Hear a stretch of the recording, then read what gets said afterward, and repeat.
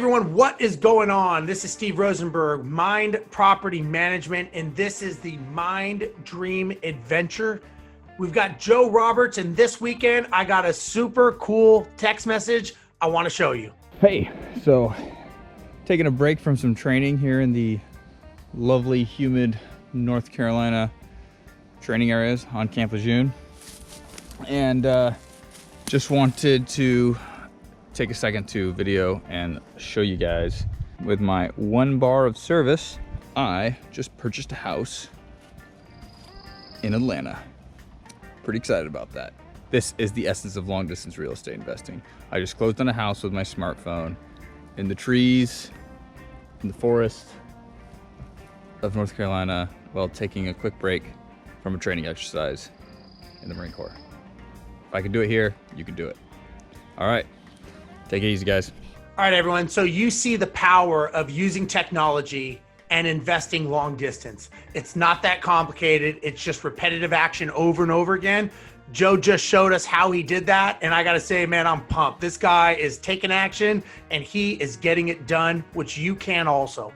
So let's not waste any more time. Let's talk to Joe. Let's see where he's at and let's get into this with him. Joe, what is going on, man? I saw the video. I freaking loved it, man. That is so awesome. You are momentum, man. I love what you're doing. I love the energy. First of all, congratulations on closing. I didn't even know that you were going to close that quickly. Last we talked, you were just going to get me some bids. So obviously you've been busy. Yeah, thanks, Steve. Yeah, it feels awesome. A little surreal to own a property I've never seen in a place I've never been. It's kind of hard to picture it, but yeah, things happen pretty fast. But I did my homework. Don't worry. I got a total of 5 contractors in there, and I got 5 different bids. They varied quite a lot, so I'm really happy that I got multiple bids in there because I saw some wide range of numbers. What you're doing is you're making the transition from a landlord to the investor.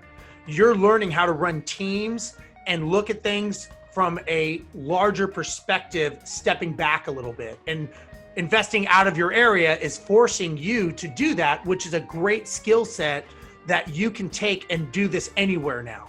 Tell me a little bit about the rehab. Tell me, you had some different pricing structures.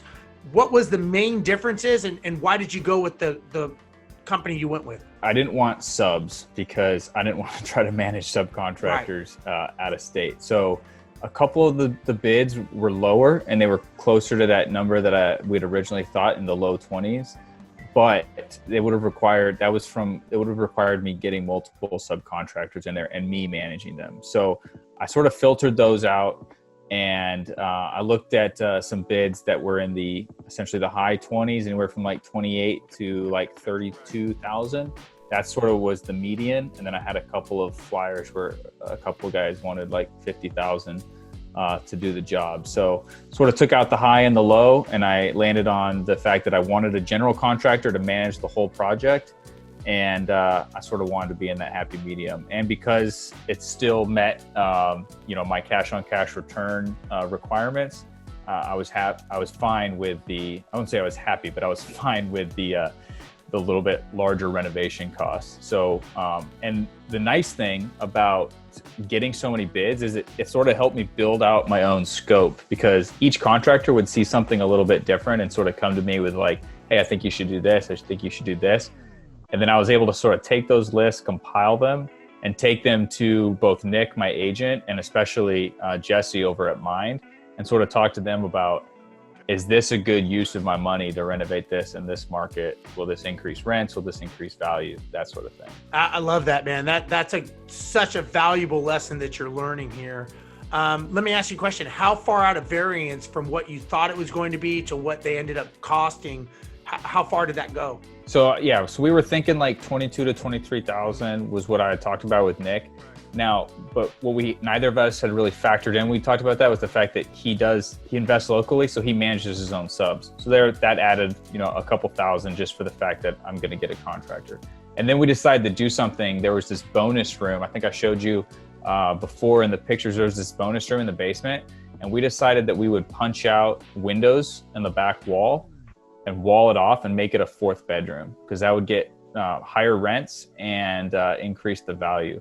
So that bumped it up a few thousand as well. So that's how we kind of got into that low 30. So right now, the guy I settled on, the whole renovation is going to be 32,000 front to back, and that's going to be the big ticket items are new siding, brand new roof, new floors, adding that fourth bedroom, granite countertops in the kitchen, upgrading the bathrooms, and then paint throughout. So it's a pretty extensive scope, but I'm pretty happy with how the house is going to turn out on the backside. Hope. That's great, man. Now, one question, were there any gotchas that you didn't realize were going to pop up? Because when you invest in another city or another market, there's some things that you just don't know because you're not in that area. Did anything pop up with you on that, or was everything pretty much as you had planned? Yeah, there was one thing actually, and that actually added a little bit to the renovation budget as well. Here in East North Carolina, it's all vinyl siding. And what I found out was, and there is vinyl siding in Atlanta, but what I found out is in the county that this house is in, they actually don't allow vinyl siding without a special permit. And it's really hard to get. Something about it being a fire hazard or something. So that wasn't something I or anybody else really realized until we'd already closed. So it only bumped it up a couple thousand, but it was a little bit of a gotcha, like you were saying.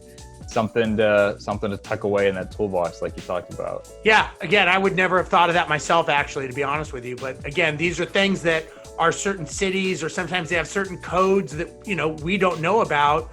And if you're not from that area, you're not going to know, which is exactly why you have the team and you have these people giving you the advice and input. And again, you're building trust, you're building the team, and you're laying the foundation to buy more properties. I'm sure if this goes well, you're probably not going to even think twice about purchasing more properties in there once this is done, because you've already done the hard work. You've determined the city, you've determined what matches your strategies and goals, you've built the team around you. Now it's just a copy, paste, repeat over and over again, minus the $20,000 we're giving you. But other than that, it's going to be a copy, paste, repeat. Yeah, absolutely. And especially, so the contract I went with actually is mine's, is run through mine. And so they actually even add sort of an extra layer that sort of takes the burden off me. So they have a project manager who manages the general contractor.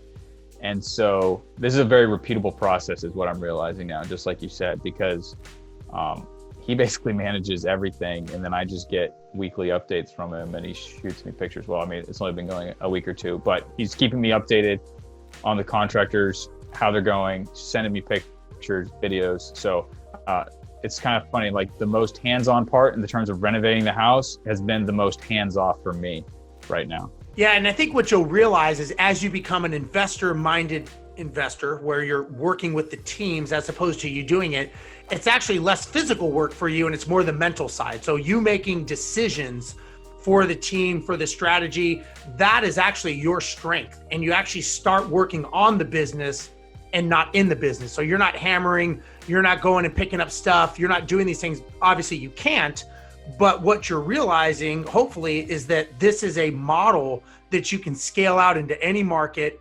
You could have, in theory, you could have deals running in Phoenix, Houston, Tampa, Atlanta, all concurrently going because you just have teams and those teams are giving you that information. And that, I think, is a very valuable tool that you're learning right now. And again, this is why you want to surround yourself with like-minded people. You go on BiggerPockets, you go to all these different places. This is the key to having the successful recipe. And now that you know it and you're learning it for your strategy, now it's something you just copy, paste, repeat. There's going to be nuances in every city, but it's not unobtainable to do this again. You're not putting out a lot of hours and a lot of energy, maybe like you were with the properties that are nearby you in North Carolina. Okay, so where are we at now? What are the next steps in this process to keep this going? I mean, really, we just got to finish up the renovations. Project manager says that's going to be probably another 2.5 weeks. And then it's just going to be a handover to the property management and hopefully get this thing rented out fast. So now what we need to do is determine what is it going to take to get the property in rent-ready condition, to get it on the market, and to get it rented as quick as possible. Is that correct? Yeah. Okay. All right, Joe. So it looks like everything's going well. We've got the strategy. Everything is working in place. What I want you to do now is you've got to make sure that everything stays on track, the timelines are met, and that we get this to market as planned. So your job is now to make sure that the team is doing their job. So I want you to stay on them. I want you to make sure that everything stays in budget, and anything that pops up, obviously you got to address it. You're gonna have to deal with it, but let's make sure that this keeps moving forward. Never assume it's just gonna be done. Always make sure that you're trusting but verifying all the information, all the workers, everything that's being told. Make sure that it happens, because at the end of the day, this is your rental property and this lies at your feet. So I want you to make sure that you're stepping into that responsibility role and you're making sure that stuff is getting done. Is that okay? Yeah, absolutely. All right. So sounds good. Let's talk next when we figure out what's going on, where we're at. Hopefully this rehab will be done, and then we can get this thing to market. We can hand it over to the management company, get it rented, and put this one in the books. All right. Sounds good, Steve. Catch up with you in a couple weeks. All right, man. We'll talk to you then. Bye-bye. All right, everyone. If you've been following along, Joe is just moving along, picture perfect in this thing. He's had some hiccups, but like everything, he's working through the problems and he's finding solutions, which is what you should do when you're investing, and especially if you're investing out of state. This is how you determine how you have the right team helping you or not helping you. If you want to know more of this information, this is when you go into BiggerPockets.com, you go into the forums, you get to know like-minded people, and this is when you start making relationships with people, not after you buy the property, but before. Also, if you want to talk to us at Mynd Property Management, where we can help you be the backbone to come up with the smart decisions to know where to invest, days on market, what matches your goals and your criteria, go to our website at mind.co. It's MYND.co. We can have a conversation and make sure that we're helping you reach your goals with the right strategy. Don't forget, like, comment, and subscribe to the Bigger Pockets YouTube channel. You can get this and a bunch more information as soon as it drops. I'm Steve Rozenberg on behalf of Mynd Property Management and BiggerPockets.com. We're going to see you very soon. Bye-bye.